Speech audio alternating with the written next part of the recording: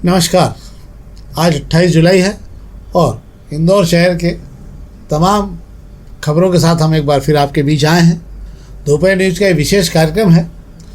इस कार्यक्रम में हम चुनिंदा खबरों के साथ इंदौर की जो चुनिंदा खबरें चुनिंदा अखबारों से लेकर आप तक पहुंचाते हैं, ताकि सारे अखबारों से मिला के आपको अलग अलग महत्वपूर्ण खबरों की जानकारी मिल जाए। आज कुछ राष्ट्रीय खबरों पर बात करेंगे, वो भी विचित्र प्रकार की खबरें। एक तो अंतिम समय तक सरकार लगी रही प्रधान को बचाने में, प्रधान आखिरी समय तक जुआ खेलते रहे। मतलब सरकार अलग अलग तरीके से पेतरे फेंकती रही कांकरोच जनता पार्टी के सामने, और जब कांकरोच जनता पार्टी ने बिल्कुल हाथ ऊंचे कर दिए कि कोई बात नहीं होगी इस मामले में, तब जाके सरकार फिर बैठी नहीं, लेट गई एकदम कि अब कोई चारा नहीं है। इसके बाद कोई प्रयास किया था। और भी कुछ खबरें हैं। राज्यों पर कर्ज ज़बरदस्त तरीके से बढ़ गया है और राज्यों की हालत बहुत ज़्यादा समय आने वाले समय 2028-29 तक जाते जाते 24 लाख करोड़ का कर्ज राज्यों को चुकाना होगा। इस पर भी हम बात करेंगे, पर हम सबसे पहले पत्रिका की खबर से आज शुरू करें। पत्रिका की एक दो खबरें जिस पर हम बात करेंगे। एक तो शहर में सफाई अभियान चरम पर है। महापौर जी अपना विशेष कार्यक्रम चला रहे हैं और वो ये है कि इंदौर में 5 लाख लोग जो हैं वो सेग्रीगेशन वाली सेल्फी लेंगे। 30 जुलाई को बनेगा स्वच्छता का विश्व रिकॉर्ड। क्या होगा क्या इसमें? जी बिल्कुल, आपको मैं बता देता हूँ कि जिस तरीके से इंदौर ने सेल्फी विद टॉयलेट के दौरान टॉयलेट पर सेल्फी लेकर एक रिकॉर्ड बनाया था, वैसा ही अब सेग्रीगेशन की बात कर रहे हैं। सेग्रीगेशन यानी गीला सूखा कचरा अलग। इंदौर गीला सूखा ही नहीं, इंदौर 6 तरह का कचरा अलग रखता है और अपने कचरे के अलग डस्टबिन के साथ में, जो अलग अलग डस्टबिन है उसके साथ में इंदौर में 5 लाख लोग जो है सेल्फी लेंगे। ये अपने आप एक अनूठा प्रयास होगा जो देश में किसी शहर में नहीं हुआ। हालांकि इंदौर में होना भी चाहिए। इंदौर स्वच्छता में अव्वल है। जो इंदौर करता है वो सब करते हैंगे। इंदौर को देख के दूसरे सीखते हैंगे, तभी हम सेग्रीगेशन के साथ सेल्फी ले रहे हैं, एक नया लाए हैंगे। मुझे लगता है बहुत अच्छा प्रयास हैगा और इस तरीके की चीज़ें होती रहनी चाहिए। कम से कम इंदौर जो है स्वच्छता को लेकर नंबर 1 क्यों है, इसकी गूंज जो है देश भर में जाती रहे। सही बात है। वैसे भी हमारे यहाँ आदत हो गई, हमारे एक व्यवस्था जो आदत हो जाती है। किसी कहते ना कि आपकी जो आपको जो शुरू में भले ही दबाव लगता था, पर अब गीले और सूखे कचरे की इतनी आदत हो गई कि बाकायदा आदमी तीनों कचरे अलग अलग लेकर जाता है और जिसे जिस डब्बे में डालना है उसी डब्बे में डालता है। प्रयास जिन लोगों ने किया उनको भी सैल्यूट है। मतलब जिन लोगों ने ये आदत डाली, आप चाहें तो मनीष सिंह के कार्यकाल से लेकर, आशीष सिंह के कार्यकाल से लेकर प्रतिभा पाल तक, जिन लोग भी अधिकारियों ने इस प्रकार के दबाव डाल की आदत जो डाली है, उसी का है कि हमारी अब शहर में ये कचरा डालने की परंपरा हो गई अलग अलग। ये मैं सोचता हूँ शायद पूरे देश भर में कहीं पर भी आपको देखने को नहीं मिलेगी। अब हम इसके अलावा प्रभात किरण खबर की बात कर रहे हैं। प्रभात किरण एक शहर भर में आपको याद होगा शायद कैलाश वर्गीय ने एक अभियान चला रखा है सघन वृक्षारोपण वाला। उसको लेकर देश भर से जहाँ से भी जो बेहतर तरीके के पौधे हैं वो आ रहे हैंगे। पर अब पौधों का युग ख़त्म हो गया। आपको आश्चर्य होगा कि अब ये समझा जा रहा है कि झाड़ इतने ज़्यादा बड़े हों कि उनको लगने के बाद में ज़मीन पर स्थापित होने में समय नहीं लगे, और इसलिए जो है अब तक के सबसे बड़े 13 फुट के पेड़ आने लगे हैं, जो अब सीधे आपको अचानक ही एकदम खड़े हुए दिखने लग जाएंगे। संख्या जो भी होगी बस सिरपुर पे ये अभियान चलेगा। इसमें फलदार वृक्ष भी हैं और वाकई इससे अच्छा ये होगा कि कम से कम झाड़ों को अगर थोड़ा भी पानी मिल गया तो वो अपने आप को फिर स्थिर कर लेंगे। हालांकि जहाँ जहाँ वृक्षारोपण किया जा रहा है, इस बार पानी डालने की या पानी पहुँचाने की पेड़ों तक बहुत बेहतर व्यवस्था की गई है। और इसी कारण ये है कि उज्जैन रोड पे आप रेवती रेंज में चले जाएं या कहीं और भी जाएं तो अब झाड़ आपको थोड़ा आकार लेते हुए दिखने लग गए। क्यों साहब? जी बिल्कुल, आप सही कह रहे हैं। हरियाली को लेकर इंदौर में काम होता नजर आ रहा है और इंदौर में पौधारोपण अभियान को महज औपचारिकता न बनाकर इसको स्थायी समाधान की कोशिश की जा रही है। वरना अभी तक हर साल जो नगर निगम पौधारोपण अभियान करता था उसमें छोटे छोटे पौधे लगाता था, 1.5 2 फीट के 3 फुट के पौधे लगाकर तीसरी कर ली जाती थी। इन पौधों को जड़ पकड़ने में, मजबूती लाने में समय लगता है। 2-3 साल इन पर मेहनत करना पड़ती है और इतनी मेहनत कोई करता नहीं लगाने के बाद में।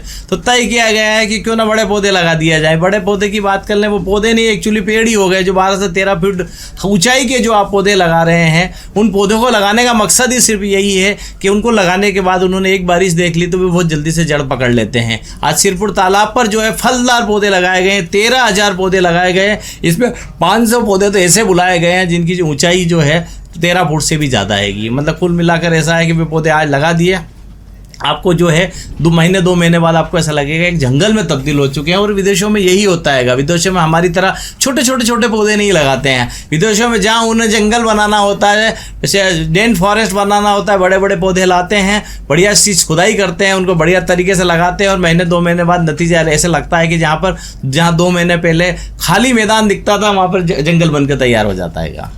एक और चीज़ मैं आपको बताता हूँ, अमेरिका में मकान जब बनते हैं तो क्या प्रावधान किए जाते हैं। अमेरिका मकान जी बनते हैं तो मकान के बाहर जो है कम से कम 20 झाड़ू अलग बॉर्डर पे और सब जगह लगा के आपको 15 से 20 झाड़ू देते हैं, जो बाकायदा कम से कम यही 6 से 8 साल के होते हैं, जिसको सीधे वो उतार देते हैं। इसके बाद में ध्यान आपको रखना होता है उन झाड़ों का पूरी तरह से, अच्छे मजबूत झाड़ से खाद वाद डाल के कंप्लीट करके देते। पर अगर वो झाड़ सूख गया तो $1500 में आपको नया झाड़ उसकी जगह तुरंत लगाना होगा। ऐसा नहीं कि सूख गया तो आपने उखाड़ के फेंक दिया, नहीं, आपको $1500 लगते हैं और उसके बाद में आपको नया झाड़ उसकी जगह पर लाकर वो आपको मैसेज करना पड़ता, फिर वो आके लगा के जाते। पर ये कंपलसरी है, इसमें आप नाटक नोटंकी नहीं कर सकते। एक फ़ोटो प्रभात खबर में छपा है, मैं आपको फोटोग्राफर कैमरामैन को बोलूँगा कि ज़रा एक बार ये फ़ोटो को जो बहुत करीब से दिखा दे।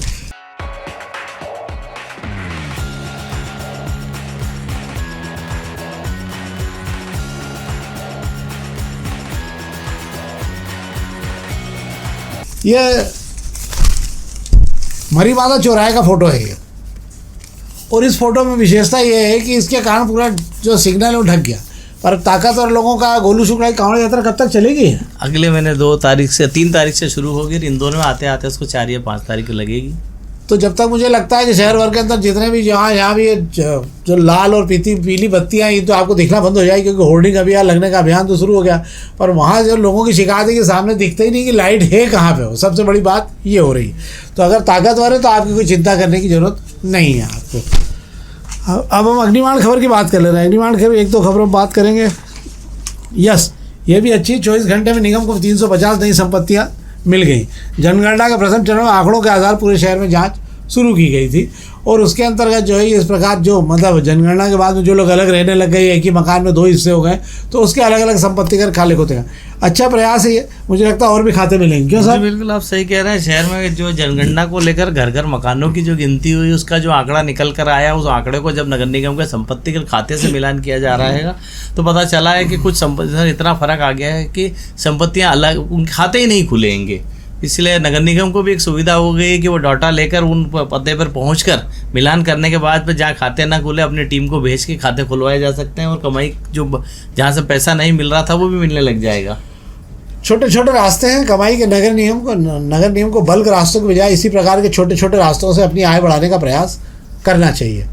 एक और खबर है अग्निमाण की, जिस पर हम बात कर लेते हैं। ट्विन टनल बनना शुरू होगी मेट्रो के अंडरग्राउंड रूट के लिए, मशीन पहुंच गई। ये बड़ा वाला हाथी आ गया क्या जो अंदर? जी बिल्कुल, आपको बता दूं बड़ा वाला हाथी तो नहीं आया है, पर जो ट्रेन मशीन की बात कर रहे हैं, जो अंदर टनल बनाती जाएगी, वो मशीन के पार्ट्स आ चुके हैं। एक मशीन के पार्ट्स आ चुके हैं, उसको असेंबल किया जाएगा। असेंबल करके जहाँ से मशीन को उतारना वहीं असेंबल किया जाएगा। इसे इधर उधर ले जाना संभव नहीं है, कि भारी भरकम मशीन होती है और बड़ी मशीन होती है, उसको लेकर ना इतनी व्यवस्था है शहर में, इसलिए जहाँ से उतरेगी। तो एक मशीन की तैयारी शुरू हो गई है अभी। हालांकि कयास अभी काफ़ी समय लगेगा, मशीन को इंस्टॉल होने में समय लगेगा, और अभी तो एक ही मशीन का जो कल पुर्जे आए हैं या उसके हिस्से आए हैं, अभी तो 3 मशीनें और आनी है।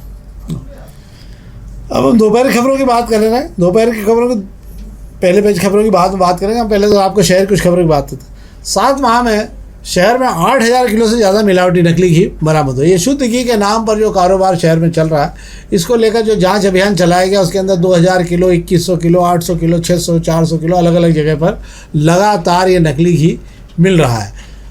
हमने ये खबर इसलिए उठाई कि आपको आगाह कर दें कि यदि आप शुद्ध घी के नाम पर कुछ भी खा रहे हैं तो एक बार उसकी जाँच जरूर करवा लें, और नहीं है तो कम से कम इतना विश्वास रखिए कि आपको घी कहाँ से लेना है। घी की पूरी जांच होने के बाद में घी लें। नई दुकान से अगर आप ये अचानक किसी के यहाँ से ले रहे हैं तो अपने आप जांच जरूर कराएं, क्योंकि नकली घी जो है वो शरीर को और भी ज़्यादा नुकसान करता है। कुछ जगह तो हवन और यज्ञ के लिए नकली घी अलग से बता देते हैं, पर कुछ जगह नकली के नाम पर असली घी भी इसी आधार पर बेच दिया जाता है। क्या है साहब? जी बिल्कुल, अगर बात कर लेते हैं कि असली घी का पैमाना क्या होता है, आपको ये समझना होगा। बात कर लेते हैं जो 65 लीटर ऊपर लीटर दूध बाजार में मिल रहा है, उसी दूध के अगर घी की बात कर लें तो 650 रुपये किलो से कम घी नहीं, शुद्ध घी की बात करते हैं। उसमें भी अगर आप हिसाब लगाने बैठेंगे तो 650 रुपये किलो में भी शुद्ध घी उपलब्ध नहीं हो सकता है। वो जो 65 रुपये लीटर का दूध है, उस 65 रुपये लीटर के दूध में आप कितने दूध का इस्तेमाल करके 1 किलो घी निकालेंगे, आप उसका हिसाब लगा लीजिए, या किसी दिन किसी डेयरी वाले करने बैठ जाइएगा तो आपको पता चल जाएगा कि 650 रुपये किलो में जो आपको घी मिल रहा है, जो हम ये मान के ले रहे हैं कि यार महंगा है 650 दे रहा है तो शुद्ध ही होगा, वो 650 में भी नहीं पुरता है। फिर बात कर लेते हैं ये नकली मिलावटी घी की बात कर लेते हैं। ये खेल क्या है? ये खेल ये है कि एथेंस वगैरह मिलाकर जो नकली मिलावटी घी, ऑयल वगैरह, पाम ऑयल वगैरह मिलाकर जो तैयार किया जाता है, इस घी को मार्केट में लाया जाता है खपाने के लिए। ये घी सीधे तौर पर कम ही खपाया जाता है, कोई आयोजन वायोजन हो तो उसके अंदर सीधे डब्बे खरीद लिए जाते हैं। या बात कर लें जो छोटी छोटी दुकानें हैं या जिनकी बड़ी दुकानें भी है, वे कुछ तो महंगा घी लाते हैं, कुछ ये सस्ता घी ले आते हैं, दोनों को मिलाकर काम चला लेते हैं। तो ये घी एक्चुअल में ये जो घी है ये मिलावट करने के काम आता है। ये तो मिलावटी घी है जो मिलावट करने के काम आता है। कल भी 4 जगह कार्रवाई की गई थी, एक सप्ताह में तीसरी बड़ी कार्रवाई हुई। मतलब शहर में अभियान चला रखा है खाद्य विभाग ने, और इसके बाद भी नकली घी का कामकाज शहर में। हमने आपको आगाह किया है कि भविष्य में अगर आप घी ले रहे हो तो आप बिना घी की रोटी खाने की आदत डाल लीजिए, वो आपके लिए ज़्यादा स्वास्थ्यवर्धक होगी। वैसे भी देखा जाए तो इंदौर शहर की अगर बात कर लें तो जो दिल से जुड़े मामले वाले मरीजों की संख्या यूं ही बढ़ती जा रही है। डॉक्टर खुद ही कह रहे हैं कि आप तेल घी कम खाया करिए।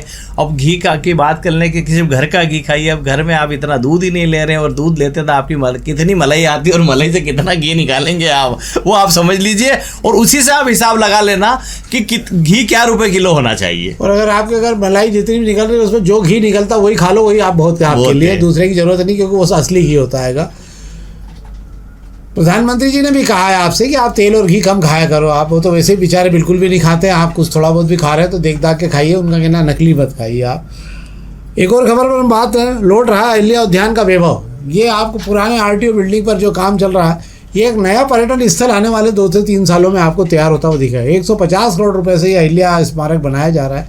यहाँ पे ऑडिटोरियम वगैरह सभी बन रहा है, और बड़े पुराने स्टाइल में इसमें गोंद और सरेस और ये सब डाल के बिल्डिंग का जो स्टाइल में काम होता है, जो पुराने ज़माने में जिस प्रकार की बिल्डिंगें बनी थी उसी प्रकार से इसका निर्माण किया जा रहा है। यहाँ पे जो बावड़ी वगैरह उसको भी इसके अंदर बावड़ी को भी इसमें लिया जा रहा है, ताकि उसको भी उद्यान के ही रूप में अंदर कैसे विकसित किया जाए।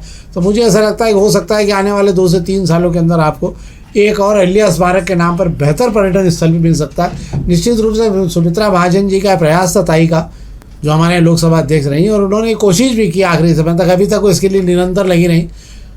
जन सहयोग से, सरकार के सहयोग से मिलने के बाद में इसको का निर्माण उन्होंने किया।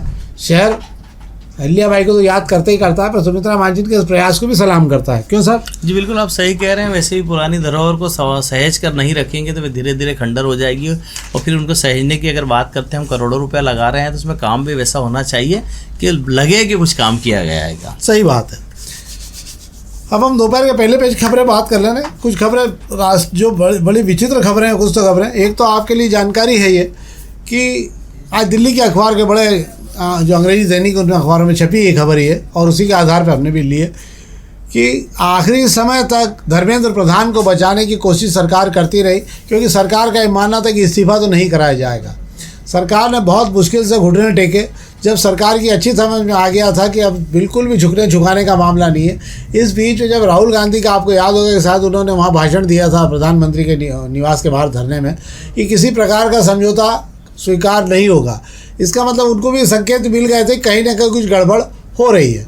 सरकार ने प्रयास किया था कि आप, ये प्रधानमंत्री का इच्छा होता है कि वो किसको मंत्रालय में लें या नहीं लें, और बच्चे चूँकि छात्र जितने सब अड़े हुए थे कि नहीं, इस्तीफा मतलब इस्तीफा, आपको मंत्रिमंडल से बाहर होना ही पड़ेगा।